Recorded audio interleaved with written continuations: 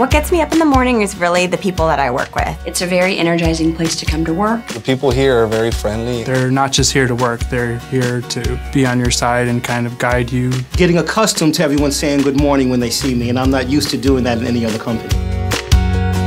What brought me here was a leadership program, and I saw the opportunity to really get to know so many different aspects of what this business was about. I think there's a very strong emphasis on talent development. You have online portals where you can learn a lot of things. There are classroom trainings. I've been able to further my education because of the benefit of tuition reimbursement. And you can learn not only about your function and the skills that it takes to succeed in your function, but also soft skills, leadership skills, business skills. So this is a place where you can develop your career, where you can see yourself for the long term. And at the end of the day, you can see the work that you create and how it impacts customers in real time. I think the Innovation Station has brought such a great culture. We're listening to music, we have desks that stand, and more than that, we are just always looking at what is the next exciting thing out there and how's it going to change the customer's banking experience. Do I clap again? No, okay.